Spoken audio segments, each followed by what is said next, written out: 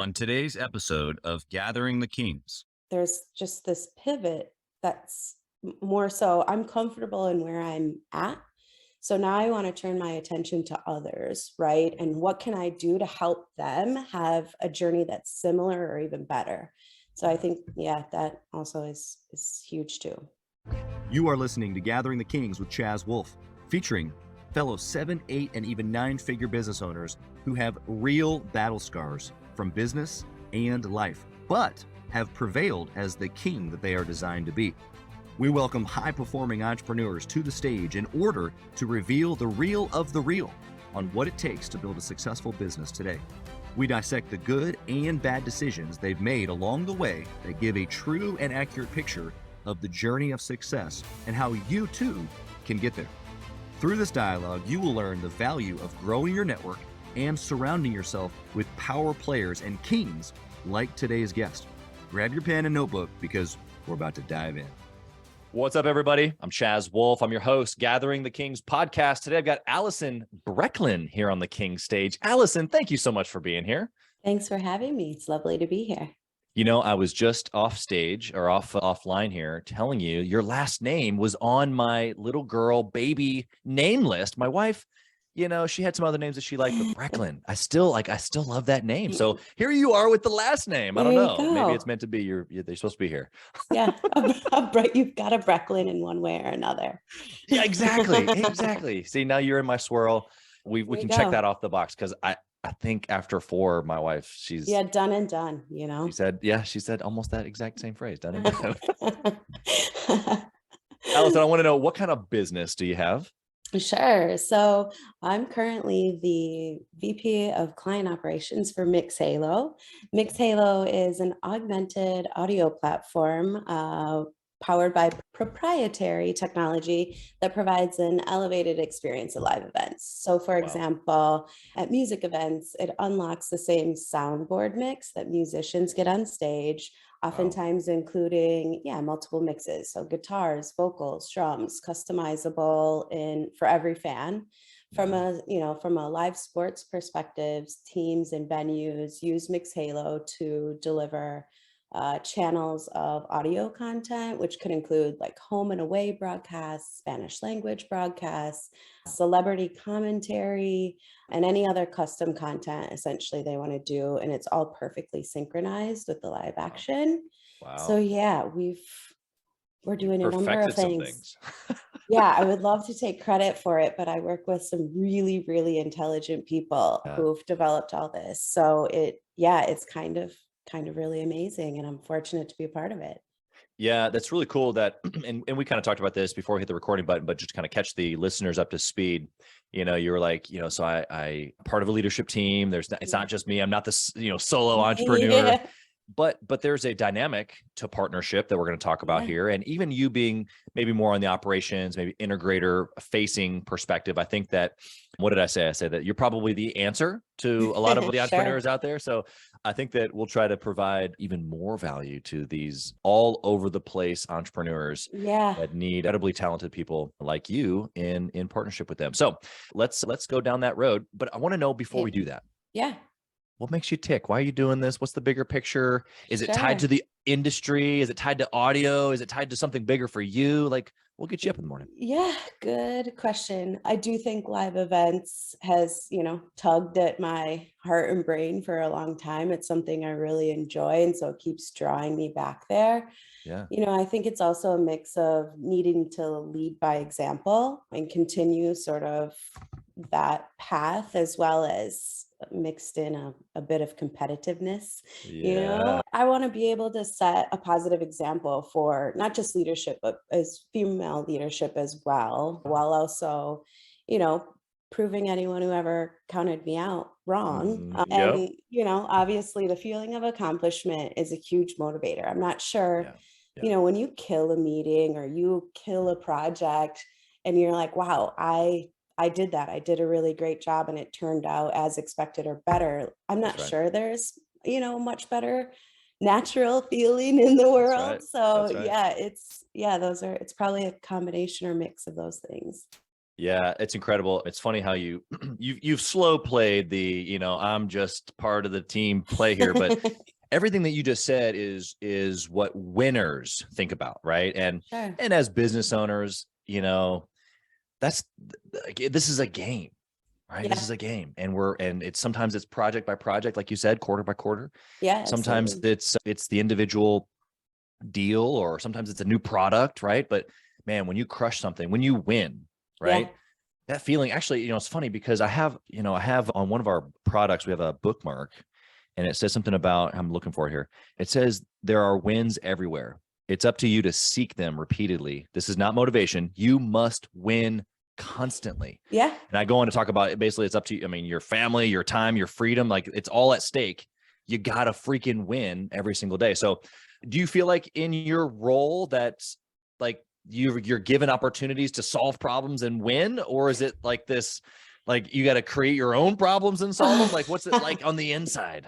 Yeah, the opportunities seem to just arise throughout my career, right? Yeah. That's probably why I'm still doing what I'm doing, is because I've been able to solve problems, right? That's Yeah. a lot of what my day entails. I often say every day is different for me, and I'm working on, you know, any number of different projects, whether it's with a major sports team or a large conference or music artists.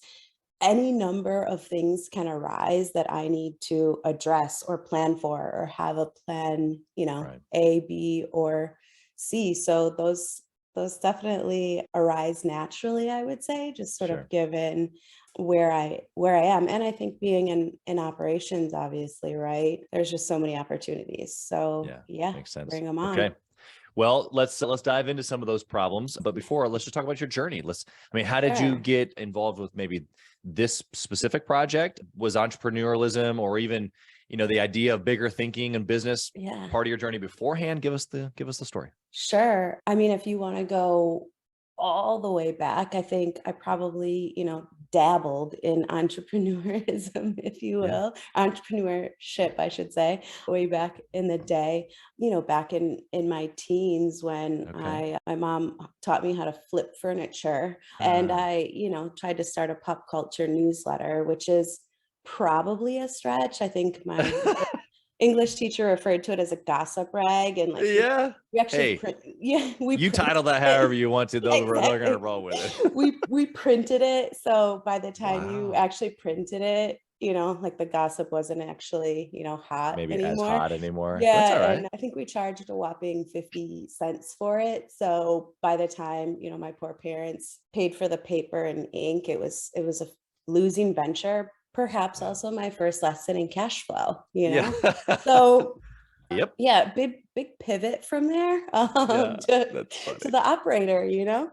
So then fast forward, I, obviously sort of went the traditional route of school and, figuring out what I was, I guess, good at, right? Sure. Yeah. And worked for a number of companies, including like Hertz and Pandora and Ticketfly and Eventbrite. And so working for Hertz, I would say, really gave me sort of that basic business education, if you will. Sure. You can, you can, your basics, right? And Yeah. and that was great, but it wasn't necessarily my passion, wasn't cars, if you will. And Yeah. so at some point I was like, well, I need to pivot, and found Ticketfly, which was an amazing experience. And I just really found sort of the perfect spot of being an operator and being Yeah. able to, get stuff done, and Mhm. also being in an industry that is exciting and interesting and always evolving. Yeah. So yeah, then the Mixhalo opportunity came about, and it was even more of an opportunity for me to put, I guess, my spin on things or my touch on things, Yep. helping a really great team get even better, hopefully. So Yeah. yeah, that's how I That's got here. Yeah, it's interesting because obviously it's not not the, as we talked about, maybe the traditional business owner route. You went more of the traditional, go to school, get a position type thing, but Yeah. you still found yourself in a place where what you just said, I should, point this out to the listener because you said it, you had this incredible opportunity. You had nothing bad to say about the place that you Yeah. just came And from, yeah. but you still felt a tug. And the difference that you made clear to us was that there was this creative outlet for you, or this, like, I get to be part of maybe a larger decision-making platform, Yeah. which is what we desire as business owners, is control. It's, I want to curate an environment that makes sense for me, for my family, for my team. It's Yeah. impact, it's influence, right? Yeah, exactly. Exactly. You nailed it. So I think that the draw to that, whether you're an entrepreneur or in a position such as myself, is it doesn't necessarily have to be at the biggest, scale or grandest position. I think whether you're in my position or even if you're starting out, right? Like you can find those opportunities where you can not only put your sort of stamp on it, but it also helps you grow, right? I'm Yeah. doing things that I've never done before. And Right. while it can be,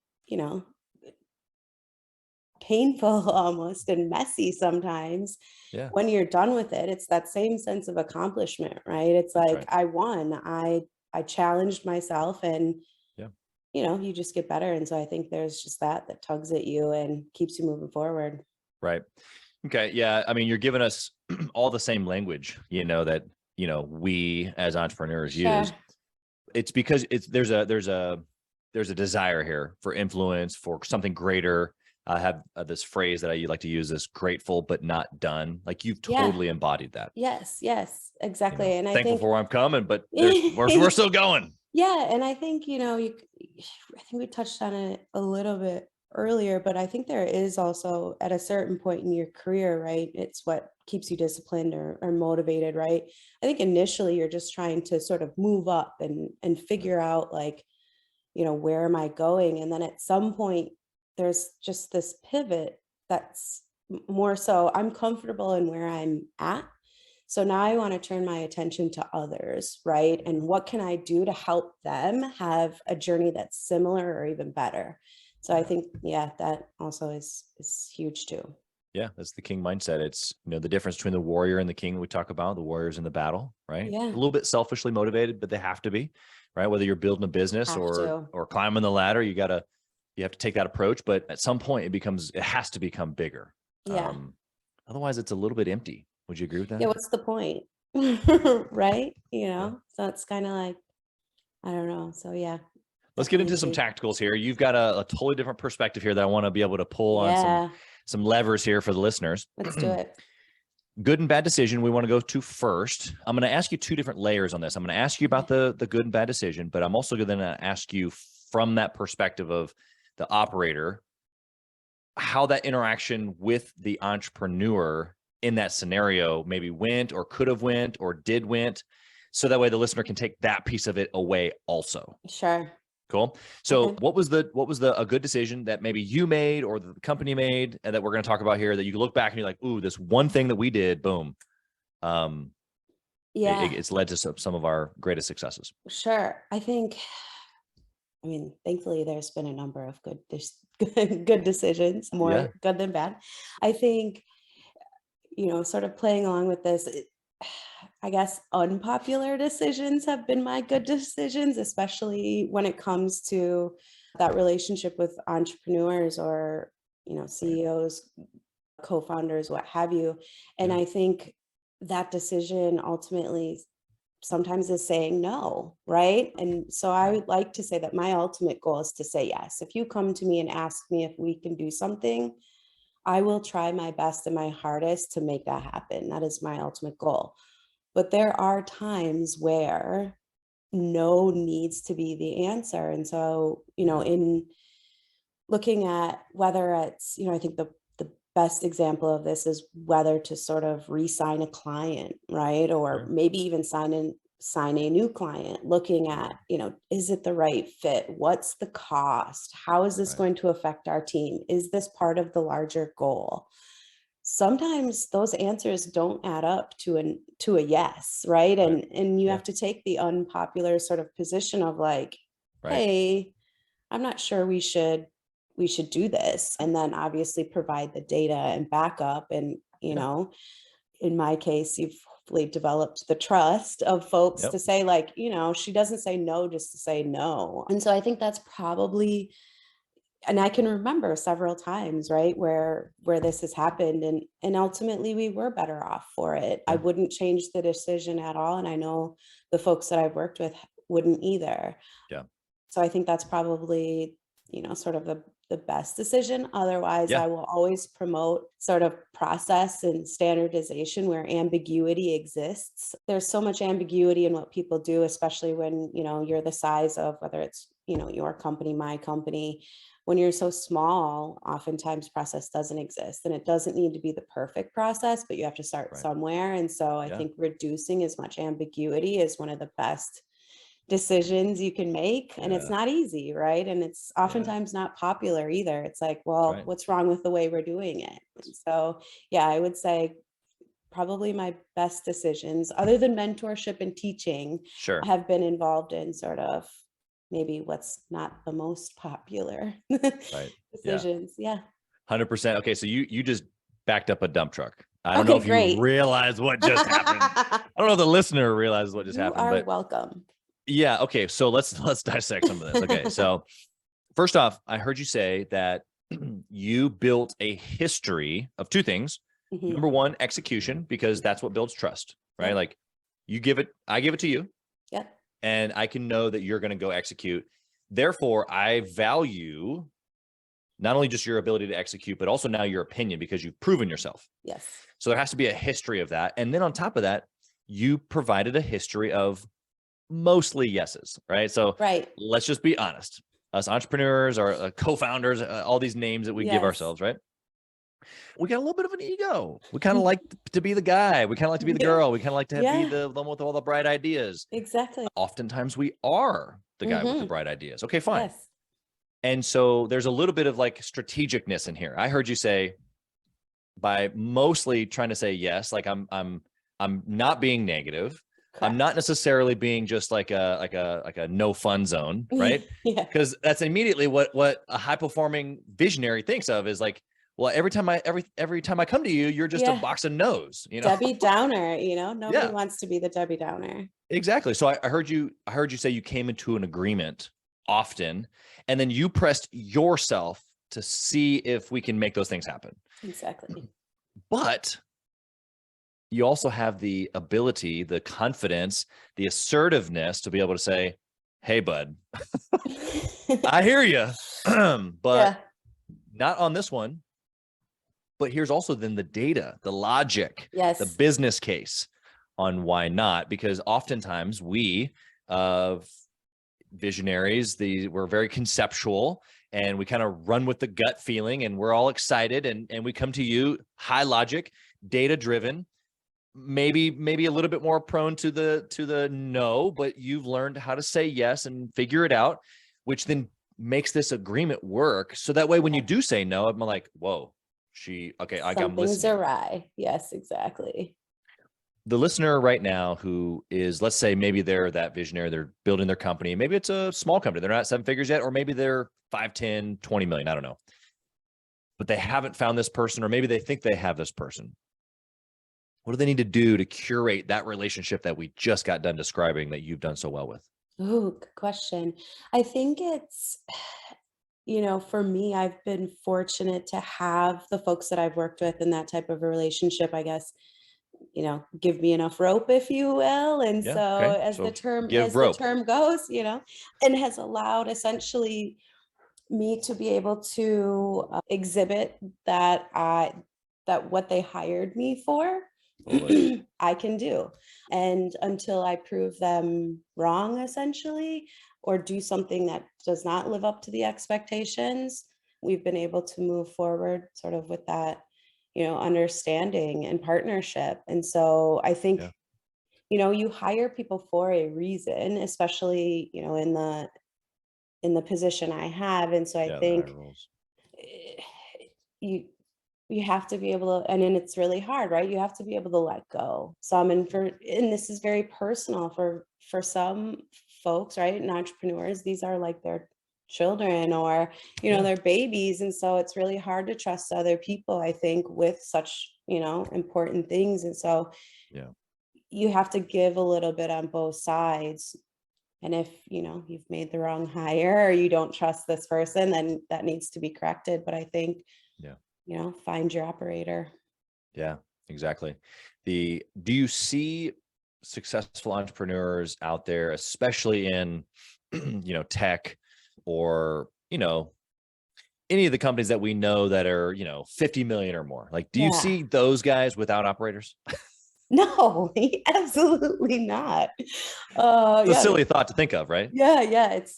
Exactly Why what do you you just think said. so many smaller guys then try to do it on their own? I think a lot of it plays into what you said before, right? There is a bit of an ego. I think initially you kind of think you can sort of do it all, and you have to have a bit of an ego and you have to believe that somewhat. But at some point, and whether it's size or revenue, you get to that point where there's not one person that can handle it all, right? Very few businesses survive that way. And so, Right. yeah, I think that's really it. Yeah. It's should be a heavy truth, right? So like, Mhm. I hope that we just laid some pretty thick airing down on the listener, because oftentimes we play small, not because we don't want to play big. It's just that Yeah. the ingredients to play big are different.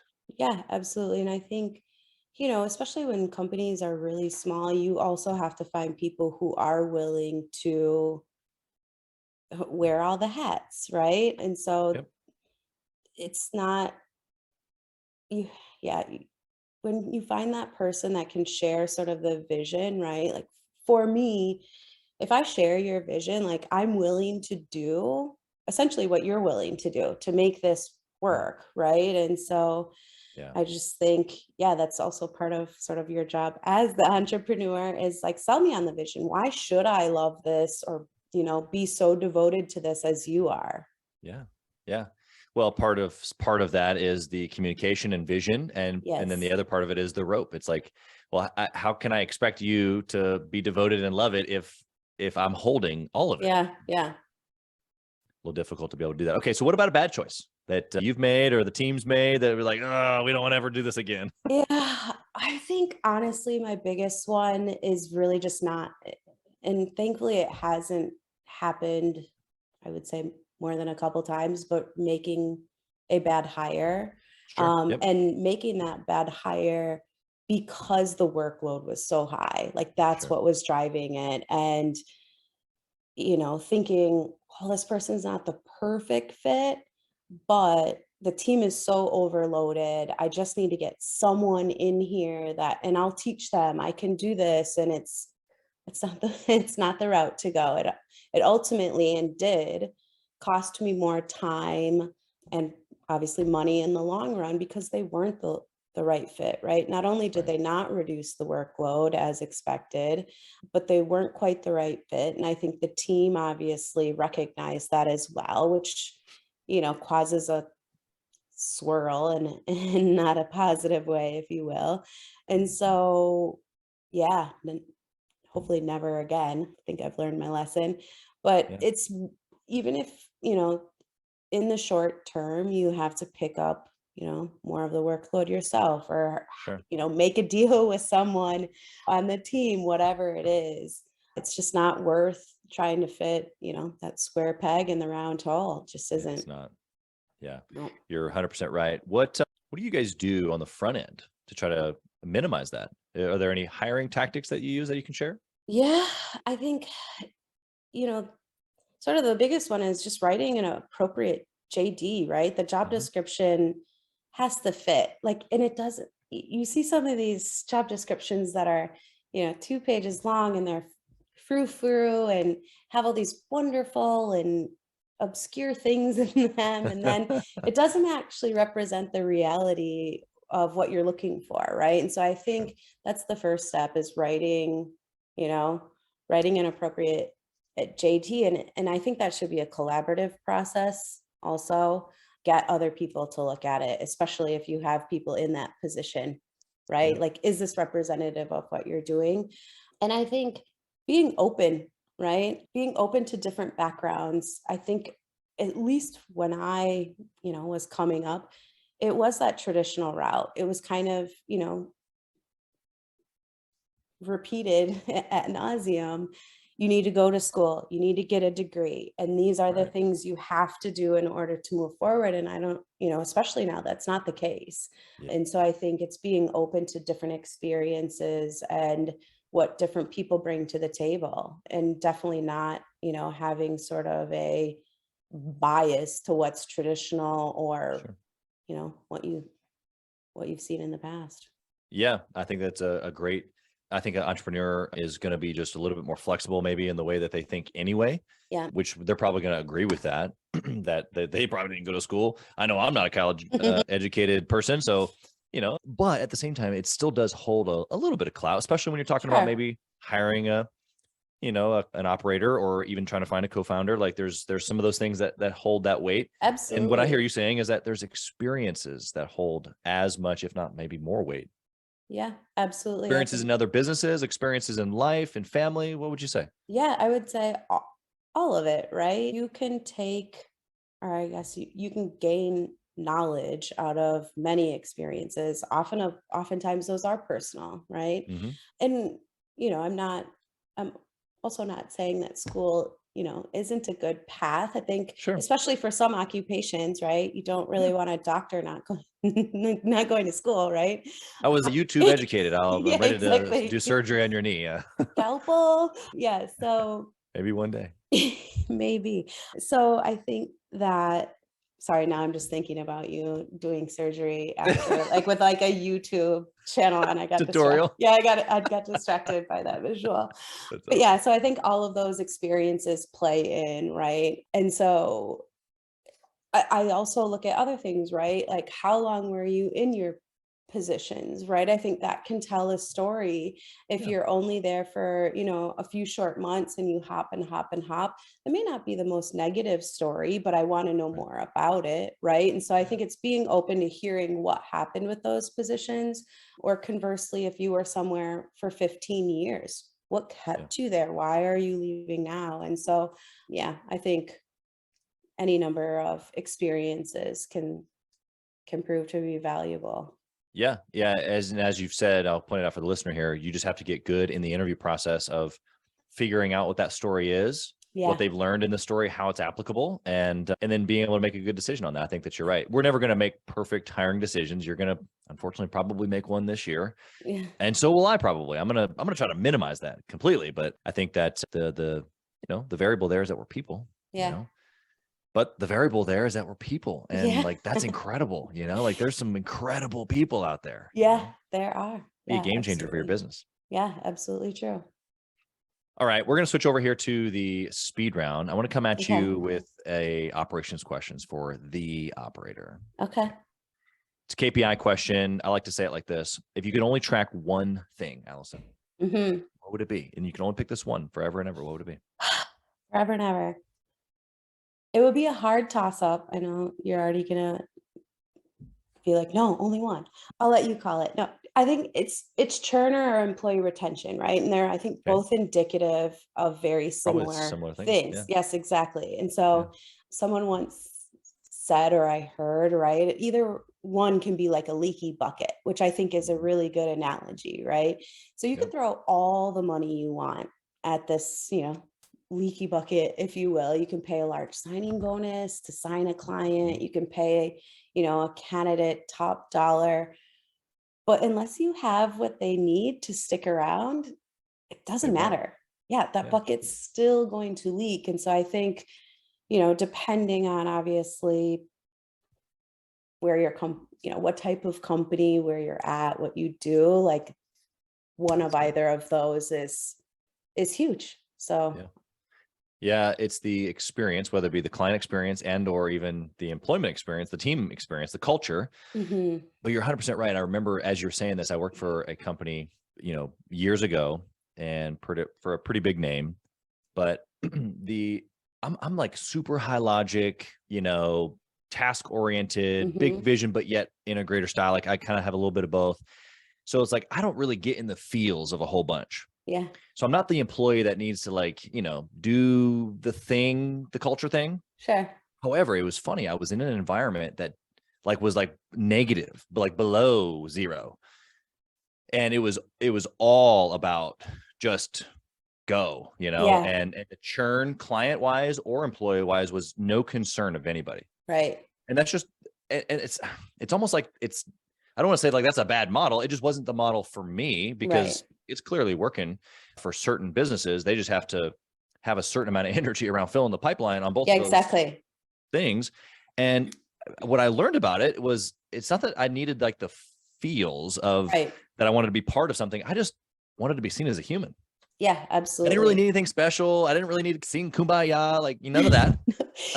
No, don't need I to just sit needed around, you to like actually hands. see me in the eyeballs, you know? Absolutely. I hear you 100%. Right. And so it's funny because culture, I think, is huge, and it's thrown around so much that I think people get annoyed by it, right? They're like, oh, culture, great, you're building that. But culture is huge in a company, and it really dictates a lot, I think, of how things transpire, whether that's from client churn or employee retention. Yeah, both. It's funny how you said that. Both are equally attached to the same either person or belief system, maybe core values even. And again, not that the other is wrong. I think we just share a belief together here of that. If there's not as much work actually that has to be done, there's work, don't get me wrong, it's a different type of work. It's a little bit more of an intentional work, where the other is just a little bit more transactional, a little bit higher volume, a little bit more transactional, where I think people like you and me just go, hey, look, if we just plug the hole, you fill the boat, there's going to be another hole that pops up, I'm sure. Or maybe this hole becomes leaky again and we got to reseal it, but like it's not the same gaping hole over and over and over again. Exactly. You've nailed it.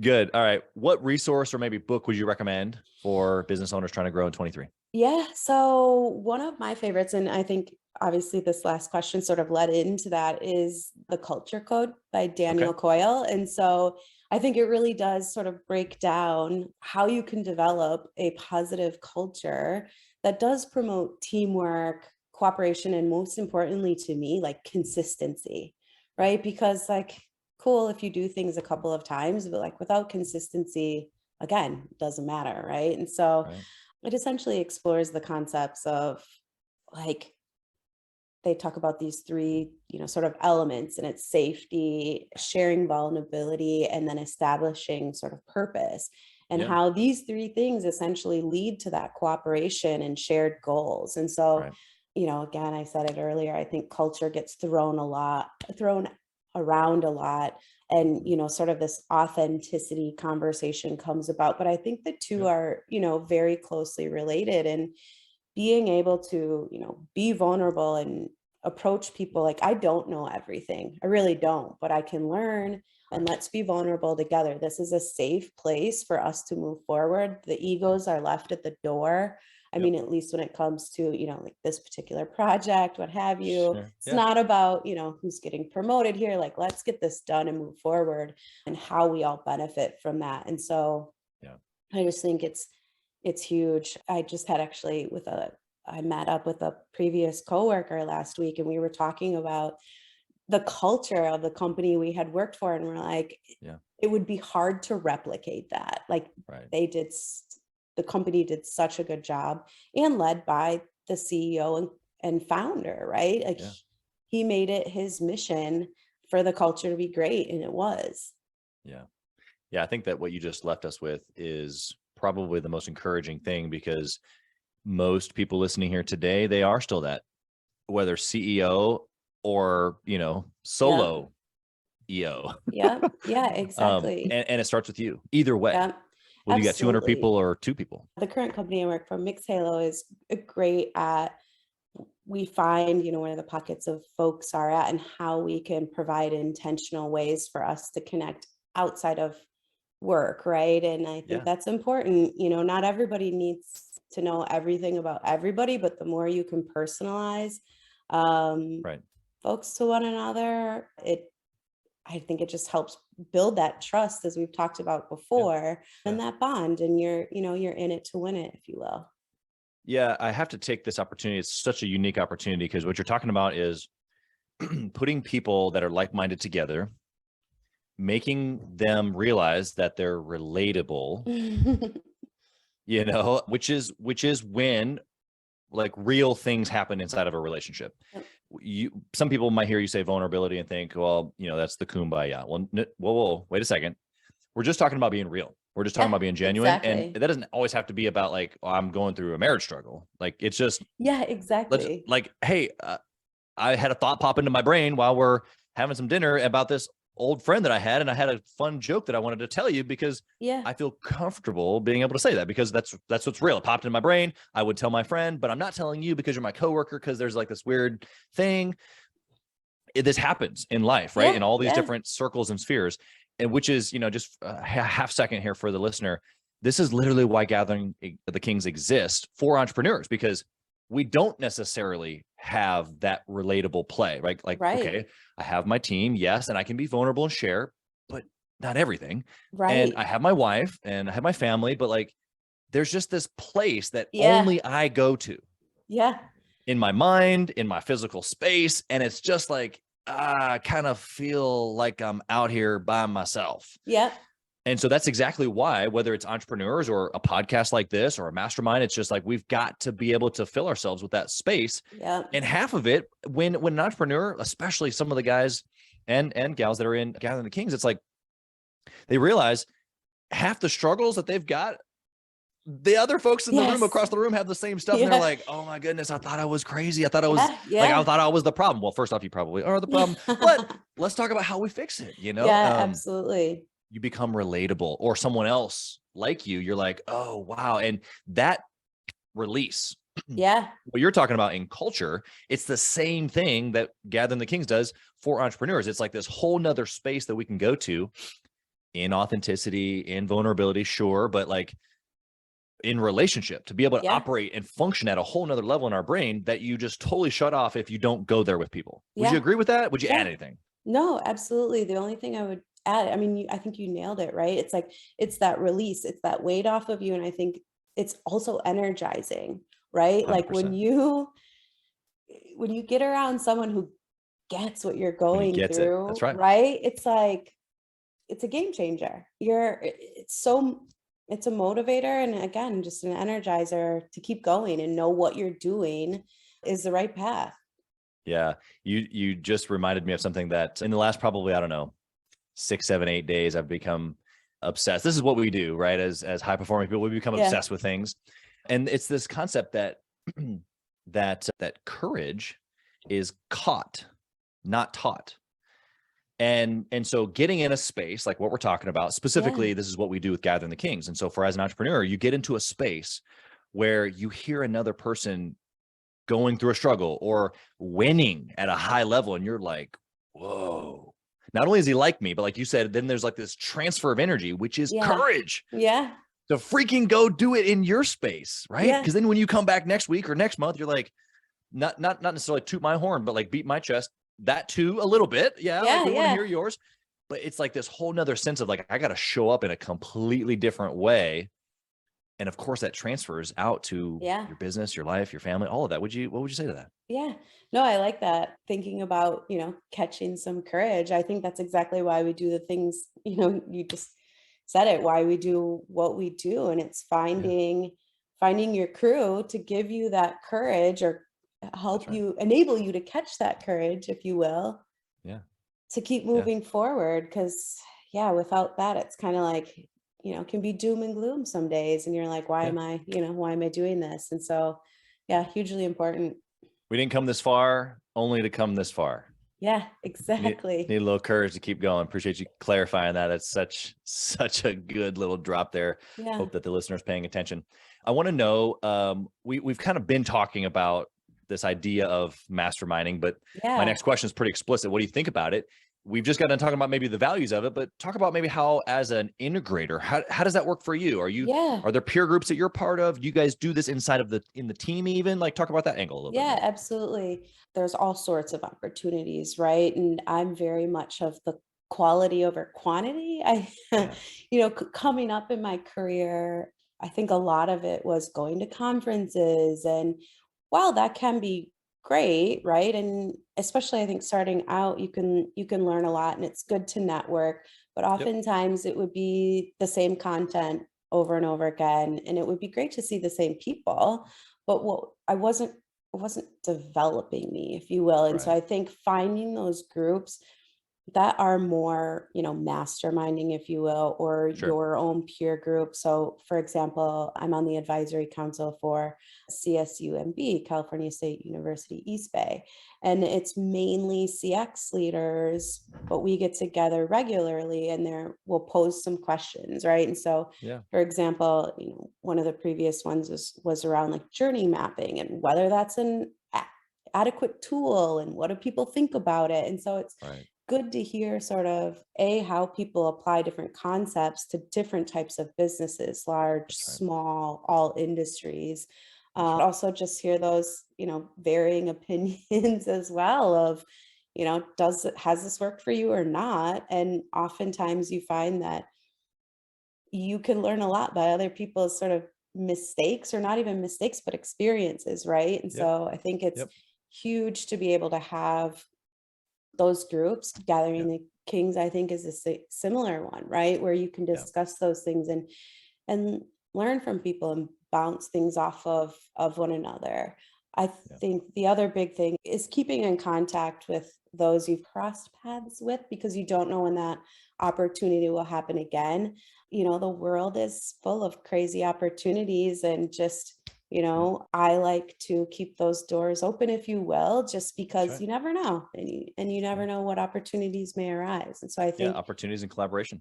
yeah, it's important to, maintain. It's not like you have to be best friends and checking in with folks all the time, right? But, Yeah. maintain those relationships, because That's I right. think in the long run, they are really important. That's right.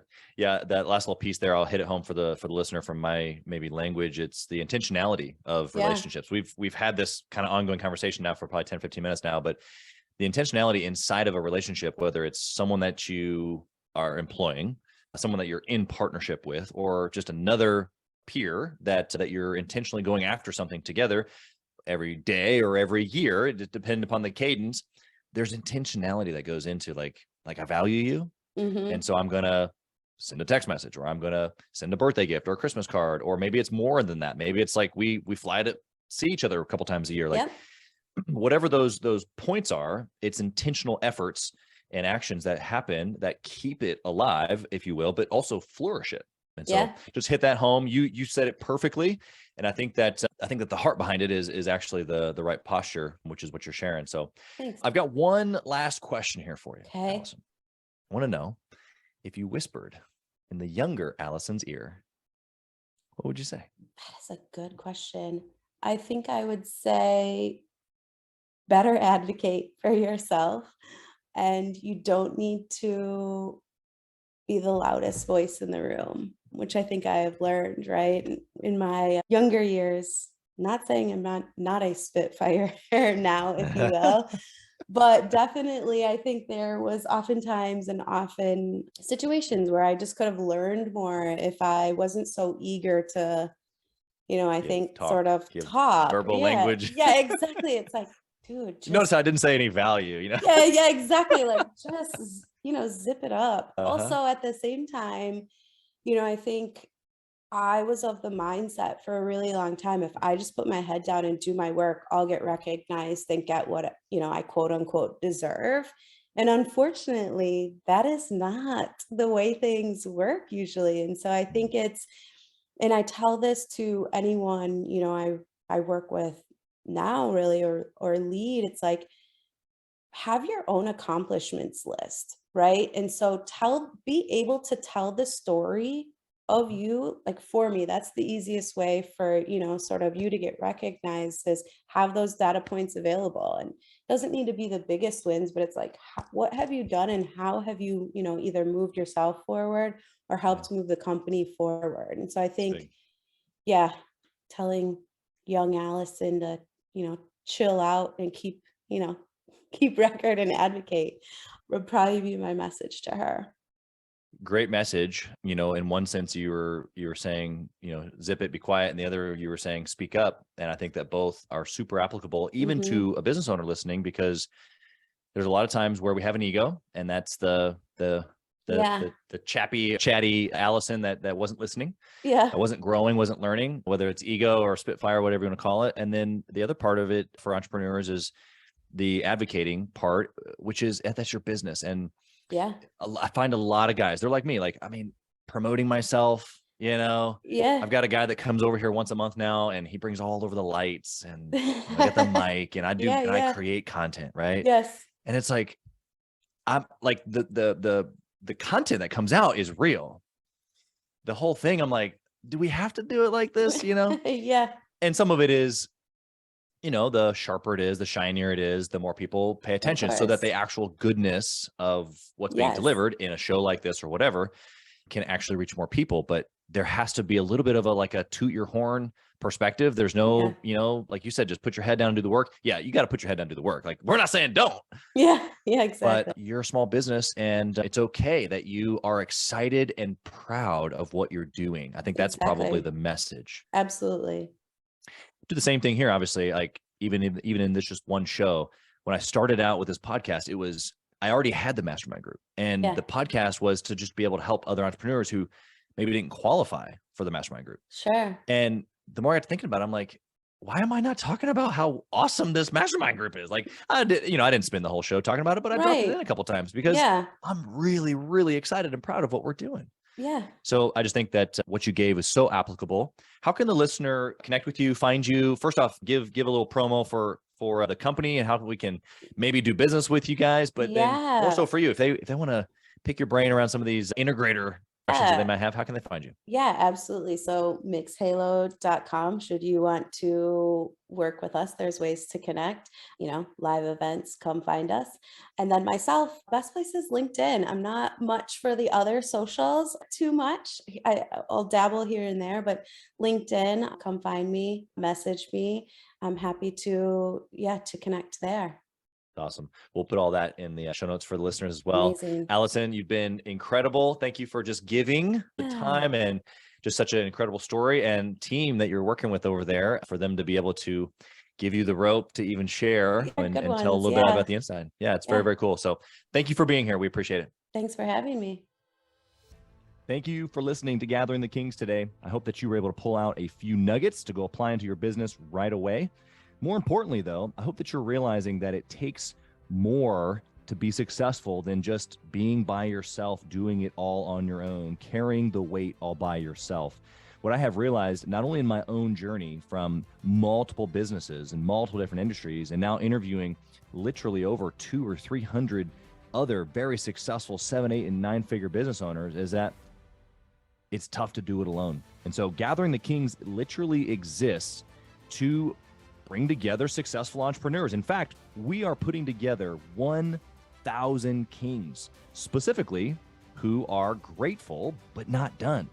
We're intentionally assembling kings who fight tooth and nail for their business, family, and communities. And here's what we believe: that in the pursuit of excellence in those areas, that it ignites within us the responsibility to govern power and forge a lasting legacy. So if that relates and resonates with you, and you know that you need people around you, sharp, qualified, other very successful business owners, I want you to go to gatheringthekings.com. I want you to take a look at what we're doing and see if it makes sense for you to be part of our pursuit to 1,000 kings. Talk soon.